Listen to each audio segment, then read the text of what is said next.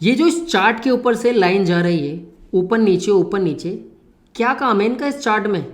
क्यों ये लाइंस कभी ऊपर कभी नीचे चलती रहती हैं? तो क्या है इनका रोल इस चार्ट पैटर्न में? क्यों इन लाइंस को कैंडल स्टिक चार्ट पैटर्न बोलते हैं? तो चलिए आज इसी के बारे में थोड़ा डिटेल में जानते हैं। बस उससे पहले आप वीडियो को लाइक करके चैनल को सब्सक्राइब कर लीजिए।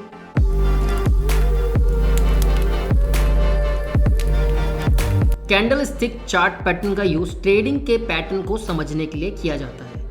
मतलब मार्केट में एक इम्पॉर्टेंट मूवमेंट का बनना, जिससे हमें मार्केट में बनने वाले ट्रेंड के सिग्नल का पता चले, उसे हम पैटर्न कहते हैं। और टेक्निकल एनालिसिस के थ्रू ये डील मार्केट में फिक्स हो जाती है और किसी भी पैटर्न से बनने वाली कई कैंडल के बारे में पता चल जाता है कि मार्केट किस तरफ जाने वाली हो, और कभी कभी एक कैंडल स्टिक से भी पता चल जाता है। चलिए शुरू करते हैं। तो चलिए अब जानते हैं कैंडल स्टिक चार्ट पैटर्न के नाम। एंगोफ्लिंग पैटर्न, ये बेयरिश और बुलिश दोनों में होती है। हेरामी, ये भी बेयरिश और बुलिश दोनों में होती है। Piercing pattern, dark cloud cover, morning star और इवनिंग स्टार।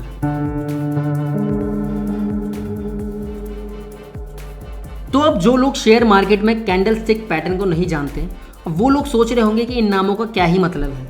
लेकिन आपको बता दूं कि इनमें से कई नाम ऐसे हैं जो जापानीज भाषा में हैं। अब सारे ट्रेडर्स इन पैटर्न्स की हेल्प से ही ट्रेडिंग प्लान्स और एंगल्स बनाते हैं, लेकिन इसके साथ साथ इसमें 50% का रिस्क भी होता है। लेकिन इसी के साथ साथ ये स्टॉप लॉस और एंट्री के बारे में भी सिग्नल देता है। अब हमें यहाँ पर यह भी समझना ज़रूरी है कि शेयर को कब खरीदना है और कब बेचना है। आई नो आपको पता होगा, बट कोई तो होगा यार जिसे ना पता हो ये बात, तो बस उसी के लिए और आप भी सुन लो, थोड़ा रिवीजन हो जाएगा आपका। तो हरे रंग की कैंडल मतलब बुलिश कैंडल, जो मजबूती को दिखाती है, और लाल रंग की कैंडल मतलब बेयरिश कैंडल, जो कमजोरी को दिखाती है। इसलिए जब भी आपको शेयर खरीदना हो तो ध्यान रखना कि कैंडल हरी होनी चाहिए, और जब बेचना हो तो लाल। लेकिन इसका मतलब ये नहीं है कि किसी भी पैटर्न को आंख बंद करके यकीन कर ले, क्योंकि जब भी कोई पैटर्न बन रहा होता है तो उसमें बदलाव की थोड़ी बहुत गुंजाइश तो होती ही है, क्योंकि भैया मार्केट है, बदलाव तो होगा ही। तो यहाँ हमें ये सबक सीखने को मिलता है कि हमेशा अपने दायरे में रहना है और इसके साथ साथ बदलाव के लिए भी तैयार रहना है। चलिए आप ट्रेंड को समझते हैं, क्योंकि अगर आप बुलिश पैटर्न को देख रहे हैं तो आपको इससे पहले वाले ट्रेंड को चेक करना होगा, क्योंकि उसका बेयरिश होना बहुत ज़रूरी है। और वहीं अगर आप बेयरिश पैटर्न को देख रहे हैं तो उसके पहले वाले ट्रेंड का बुलिश होना बहुत ज़रूरी है, तभी आप मार्केट के ट्रेंड को अच्छे से समझ पाएंगे।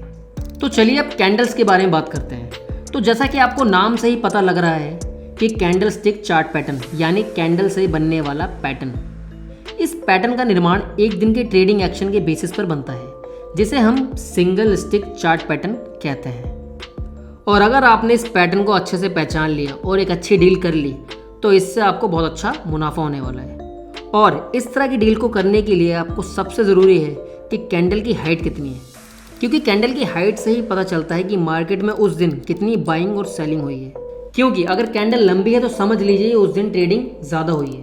तो चलिए अब बात करते हैं शेयर खरीदने का सही समय क्या होगा। अगर आपने मार्केट में मारूबोजू कैंडल को देखकर शेयर खरीदने का फैसला किया है तो शेयर खरीदने का सही समय होगा क्या?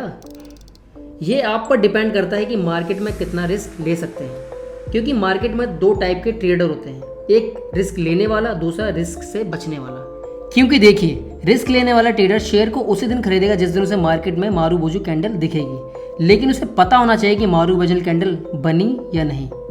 वैसे आप भी इसे आसानी से पता कर सकते हैं। इंडियन शेयर मार्केट शाम के 3:30 पर बंद हो जाती है, तो मार्केट के बंद होने से 10 मिनट पहले यानी 3:20 पर यह देखना होगा कि शेयर की मौजूदा कीमत करंट मार्केट प्राइस उस दिन के हाई प्राइस के और ओपन प्राइस की कीमत इक्वल है मार्केट के लो प्राइस से।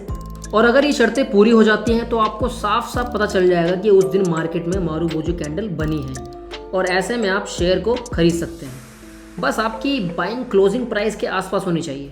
और ये भी इंपॉर्टेंट है कि रिस्क लेने वाला ट्रेडर भी शेयर को ग्रीन कैंडल वाले दिन ही खरीद रहा है। मतलब आप रूल नंबर 1 को फॉलो कर रहे हैं, जो कहता है मजबूती में खरीदना और कमजोरी में बेचना। तो बस इसी वीडियो के साथ आपको कैंडल स्टिक चार्ट पैटर्न को समझने में आसानी होगी, और मज़ा तो खैर आया ही होगा। अब जाते आते शेयर मार्केट का एक कड़वा सच और कुछ टिप्स बता देता हूँ। इंडिया में सिर्फ 8 से 10% लोग ही स्टॉक मार्केट में पैसा लगाते हैं, और उनमें से भी 70 से 80% लोग अपना पैसा गंवा देते हैं, और सिर्फ 20 से 30% लोग इस स्टॉक मार्केट से अच्छा पैसा कमा पाते हैं और अमीर बन पाते हैं। अब यहाँ पर दो बड़े रीज़न सामने आते हैं लॉस के। पहला कि कोई स्टॉक मार्केट को सीखना ही नहीं चाहता, गलत बात है। और दूसरा, दूसरों से टिप्स लेकर पैसा लगाते हैं।